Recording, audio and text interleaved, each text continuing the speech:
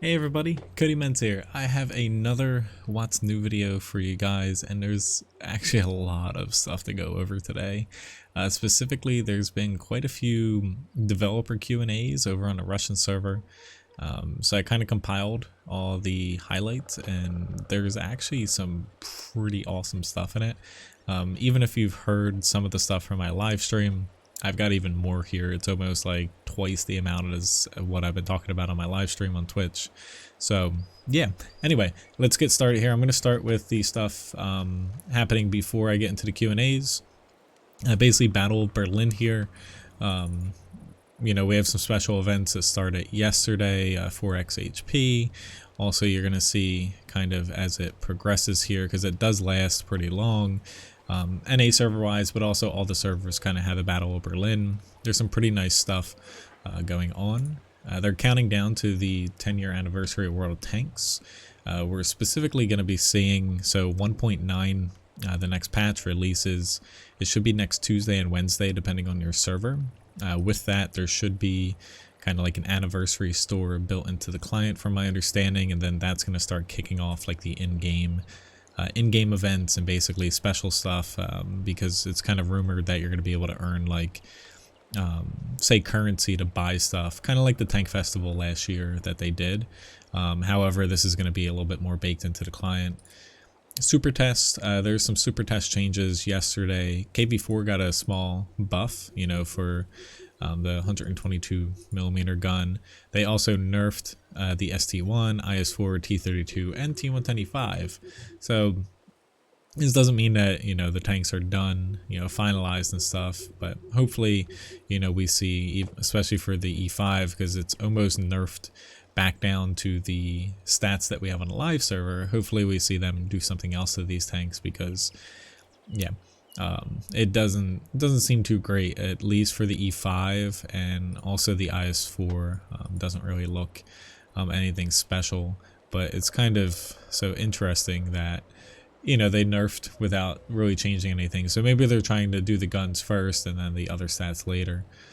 One thing to note, so in 1.9 when that comes out, they are removing these tanks. I'm pretty sure that they're also on the other servers in the tech tree, but basically the Panzer 58 Mutts and the Jagdtiger 8.8 centimeter, you're not going to be able to buy them anymore, I guess. I don't know. Something like that. This translation, it didn't translate to English, but all these links are in the video description. For those that don't know about the little bonus code, you can put in 1357. That basically helps you out with what's behind my webcam, that really annoying bar. You can kind of see it here with all the little riddles.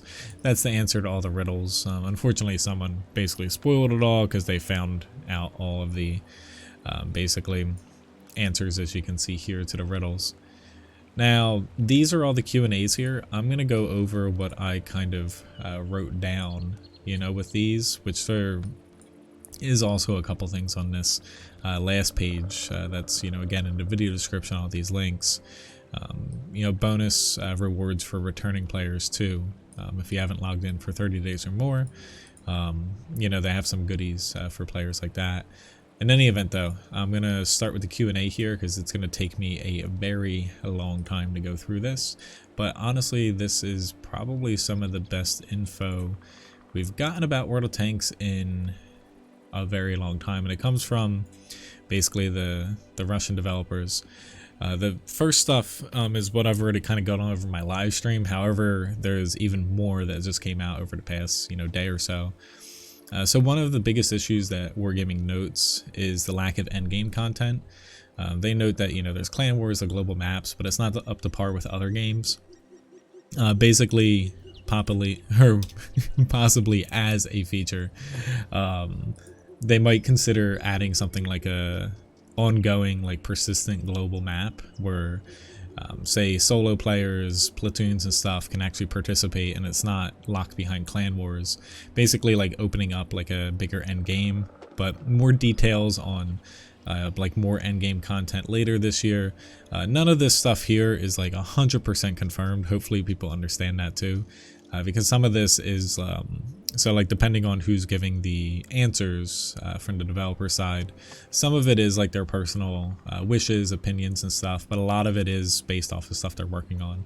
But they're adding also they want to add in a better communication system into the game, verbally and non-verbally as well. But more in-game content, they're going to talk about it hopefully by the end of this year.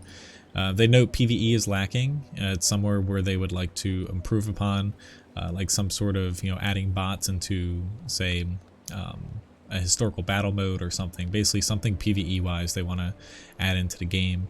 Only about 6% of matches end too quickly, about under 3 minutes from what their stats show them. They're not really able to reduce that without causing a bunch of other issues with the game.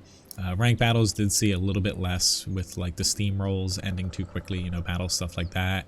However, they find most of the time battles end too quickly when it's, say, your say 2 tier 10 tanks die and leaves only 1 tier 10 tank in a battle where you have, basically tier 10, tier 9, tier 8, stuff like that, where basically your high tiers die before your mid and bottom tiers. Then they're going to try to maybe improve upon that. More changes to the new player proving ground, adding in like scenarios that people can basically pass and get rewards for passing, like shooting tanks and stuff like that. And specifically about specific tank types, so like teaching people the differences between mediums, heavies, tank destroyers and stuff. Possibly new training room types for new players to learn maps, basically a sandbox, and possibly even having targets on them to kind of teach people, say important areas and stuff for that. Sorry, I got a text message. New maps they find are basically received really well by the player base, say leading up to the patch that they get added or right as the patch released. However, they found about a month and a half to 3 months later, the player base absolutely hates them and think that they're the worst thing ever. However, they find wargaming, surveys, data-wise and stuff, once they understand how to play it, about a year later it takes that long, then the maps become okay and people stop complaining about them. Wargaming's actually working on a new achievement system, basically to add in more endgame content. So like expanding marks of excellence, maybe we'll see like 100%, level, something like that. Also expanding like mastery badges and ace badges, and they don't want to spoil exactly what they're doing. They're probably going to be adding more than that, but basically more endgame content for players. But most likely it's going to be released in 2021, but they might start talking about it later this year. Artillery is necessary for the game to control the flow of battle, and they don't want to withdraw it from the game even if people might get annoyed by it. However, they might be adding a special game mode or a limited game mode. Like I think it might be the 7v7 battles that they're going to be bringing back. There's more on that later in the Q&A here. But basically there's going to be some sort of game mode without any SPGs, but not, in the standard battles that, a lot of people want, because obviously there's more on that later. So tier 8 sees about 50% of the total battles in World of Tanks, not just strictly tier 8 only battles, but tier 8s in general, the amount of people playing tier 8 tanks. Less than 20% of players actually customize their tanks with like putting decals on and stuff. About 80% just use the preset 3D and 2D styles. RNG is not going away. They're pretty stubborn about that. They're not changing RNG ever from what they keep saying. About 40% of people play sub 1080p for the resolution. So it's quite a bit of people, but honestly that's a lot lower than it was, say several years ago. Generally speaking, Wargaming plans about a year ahead for their roadmap, and they also talked about basically they meet every 2 to 3 months or something and relay out the roadmap to determine if something should be taken off, something should be pushed up, stuff like that. No AT-GMs, since it would invalidate armor. Basically the game, they want to balance it between, the struggle between armor and firepower, and adding in guided missiles and stuff wouldn't work in the current game and matchmaking system, basically. They're looking to tweak stun to some extent and arty. They're still looking to rebalance arty based off of what we saw from the sandbox. Basically, their idea of arty is to punish people in like static positions or like difficult to weed out spots. However, they don't want it to punish, say, like solo players like moving around, actively playing and stuff, but because it's also kind of designed to, with stun and splash, to say debuff large group of tanks. However, they don't want it causing massive damage and like massive amount of stun and annoyance to one player if you keep getting hit by it. They don't want that. So, you know, they basically want to figure out some sort of way to fix that. No plans to add a map editor for players to use. They've also discussed, so there's going to be more info about this later on in the Q&A that I go over here. Discuss bringing back boosters and offering a way for you to catch up Frontline, you know, Steel Hunter wise tokens for this year. But they don't want to bring back something like Frontline like last year, where it's a year-long marathon and people get burned out, and, you know, honestly it turns into a negative. They're not bringing that back. Initially, Frontline, they had planned to do tier 10 for Frontline, but then it got changed to tier 8. So far there's no plans to bring it back for tier 9 and 10 though. But here's where they had noted that they plan on bringing back the 7v7 mode that we saw for the Battle of the Bloggers and the streamers and stuff on RU and EU. They plan on bringing 7v7 back for high tiers.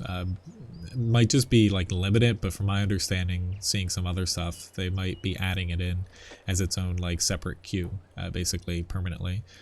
Not bringing back platoons, allowing you to mismatch tiers. Wheel tanks, enough time has kind of passed and enough data they have that they admit that they're overperforming, and basically even overperforming in outside of like the better players' hands. Bond Shop, they possibly plan on releasing old 3D styles, maybe even reward tanks such as Frontlines and stuff in the Bond Shop for you to buy. If the player base doesn't like the new crew system and equipment system that they're going to be testing this summer, they were very adamant that Wargaming's 100% on board with just canceling the entire thing, even though they've worked very hard on it for quite some time now. And specifically, they're working extremely hard on figuring out how to transfer from our system that we have to the new system and compensate people, so people don't feel basically like they're getting gypped and losing money, progress, stuff like that. But if the player base doesn't like it, he said, they've said this quite a few times too, they just plan on scrapping it, and we're stuck with basically the system we have if we don't want to change it. Alright, new equipment will only provide bonuses. They're not going to add in equipment that buffs something and then nerfs something, just bonuses. And then plans to give out 3 days of premium account time next week, at least on the Russian server. Starting April 20th, there basically will be missions logging in each day, and if you, say, play a battle or something, that gives you a day of premium time, stuff like that. Also, they kind of teased, this was just like one thing I saw, April 24th to the 26th, apparently there's a special game event and a special battle format they're releasing. Who knows, maybe we'll see stuff early, you know, this upcoming week about it, but it is after the 1.9 patch, so maybe it's getting added in with that, but yeah. In any event though, here's the new Q&A for anyone that's seen my Q&As on Twitch already.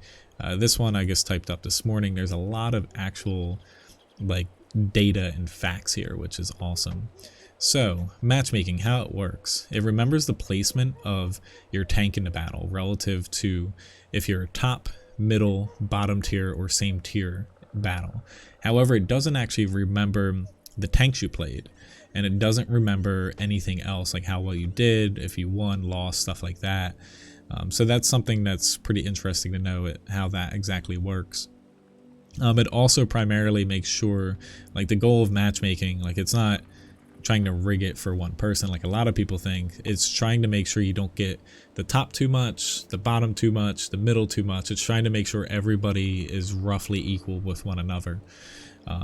So the queue, this is where there's some data yesterday, and they noted that this was taken during the Q&A, which was in like the morning, afternoon, so it wasn't during prime time. And it does fluctuate, but basically the queue yesterday broke down like this for people playing for each tier.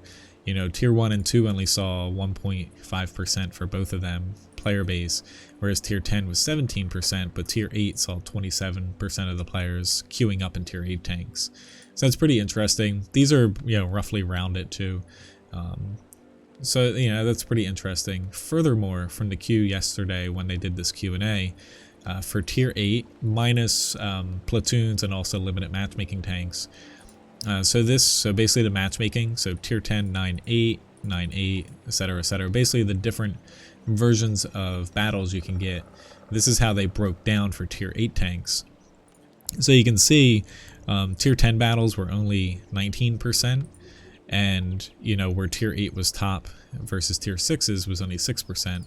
The bulkier battles, so same tier, were 31% of your battles, were basically, which I guess I could actually, whoops, we're just gonna do that.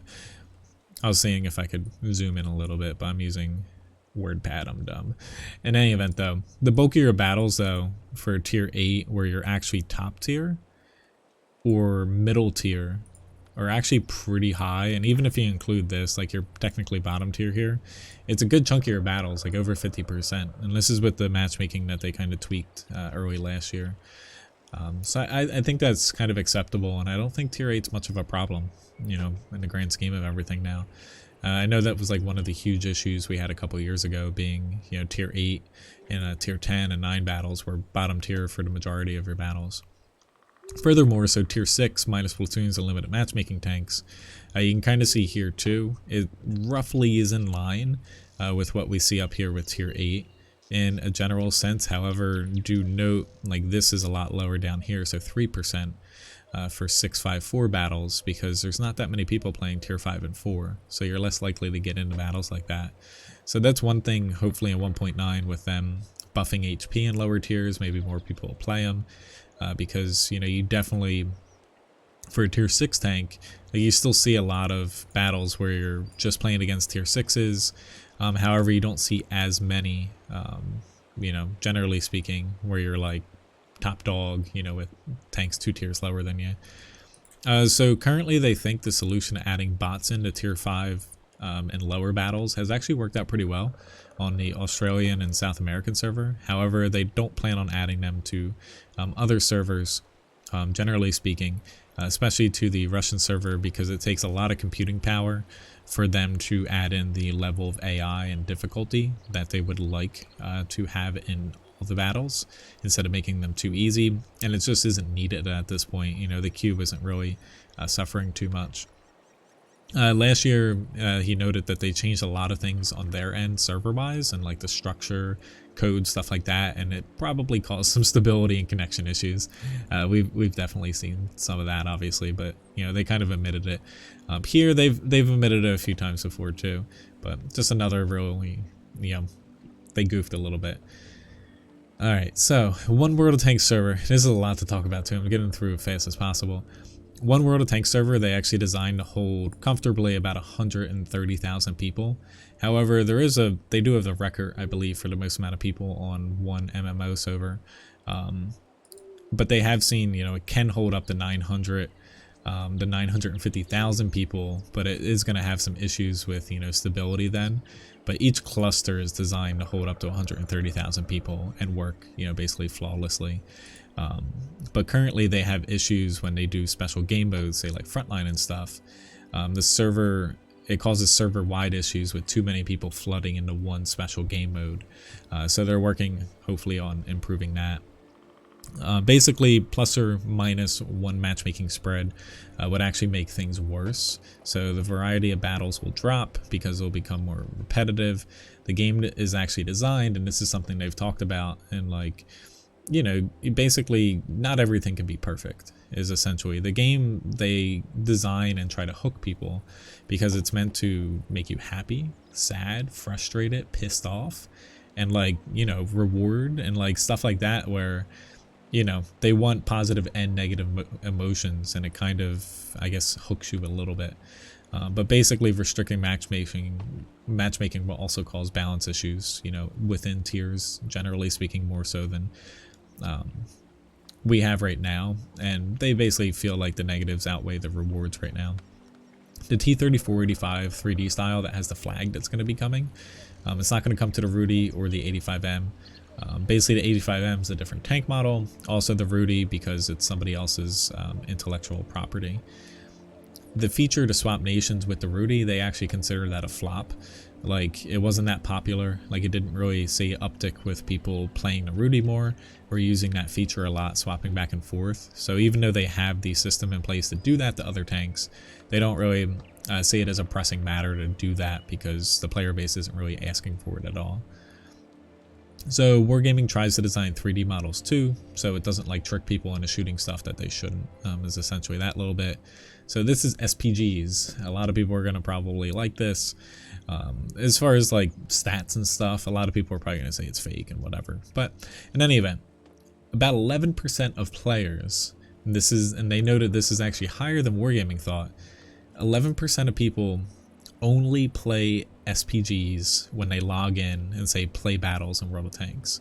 So 11% of the player base only plays SPGs and will not play any other basically tank type. It won't play light tanks, medium tanks, heavy tanks, tank destroyers. So that was specifically, unless the translation's wrong, but I don't think it was, because all these I typed up and basically made it a little easier to read. You know, that's pretty high, that 11% of players that log in on a daily basis only play SPGs. That doesn't include people who play SPGs and other tanks. So if you play like 10 SPG battles but you play 5 medium tanks, that's not included in this stat here. So more stats related to SPGs. The most popular tier is tier 6, about 15%. Then, which this should be 14% here. Then it's tier 7, and then tier 10. The most unpopular tier is actually tier 8, which is surprisingly, because you have 15% at tier 6, 14% at tier 7, and then tier 8's only 7% of people, and then tier 10 bumps up to 12%. They didn't really note tier 9. So it's kind of interesting that tier 8's the lowest. Generally speaking, so matchmaking for these are tier 10 battles, but basically they note it so the matchmaking spread with 10, 9, and 8. So the amount of battles that you see 0% SPGs is about 23 rounding up percent. 1 SPG is about 36%, 2 SPGs 26%, and then 3 SPGs you only see about 15% of the time, and that's with the 10, 9, 8 matchmaking. Tier 10 only, so this is where they have a little bit of a problem because tier 10, is the end tier. It's the end game. So right now, 0 SPGs is about 6% for tier 10 only battles. 1 SPG is about 19%, 33% for 2 SPGs, and then 41% for 3 SPGs. And these are all for the Russian server too. So it might be a little bit different on other servers, but it gives you a little bit of a picture to when. So that's basically something that they do note is like an issue, where I'm sure that they're going to work on this further, but it seems like though matchmaking wise, if you're not in a tier 10 only battle, you're definitely only going to be seeing 3 SPGs, less than you're going to be seeing if you're playing tier 10 only battles. So that's definitely an issue, it seems like. I didn't finish typing this, but basically when players see 3 SPGs, they note that people remember that more so than when they see 0, 1, or 2. So this is gonna trigger some, I should probably bold this, trigger some conspiracy theorists about wargaming rigging your battles. So when firing your gun, I found this very interesting, and I spent quite a bit of time to actually try to translate this so it didn't come across bad. Hopefully I explain it well. When you fire your gun, and again, this is all, it comes from a wargaming developer, but it is translated. However, I do think this is right here.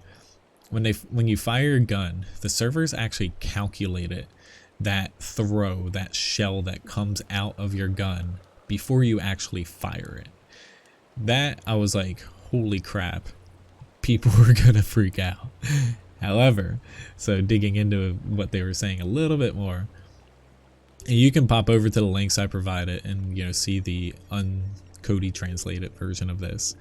The server basically, they have part of the server that just sits there calculating, okay, so this 122mm gun, these are the stats for it, basically like damage penetration wise, and say like the sigma or something where it goes within the aiming circle. We're basically, you know, they have part of the server which sits there and basically calculates stuff like that. So you're gonna do 400 damage, 200 millimeters of pen, and whatever the sigma is. Or, you know, it's not super clear if the sigma's in there, but definitely the damage and pen. So you're gonna have that, and then it just sits there spewing out all these different values all over the place. When you fire, basically what the game does is, instead of having to calculate all of that for every single player in a battle, it basically just says, oh, here, it's gonna pull a random number. It doesn't assign like you had a good roll and then a bad roll, and it doesn't remember that. It just pulls the next thing up in the queue. So part of the server just sits there calculating all this. Meanwhile, when you're playing in a battle, basically it just pulls one of those numbers out and assigns it to your shell, and it flings it at the tank basically.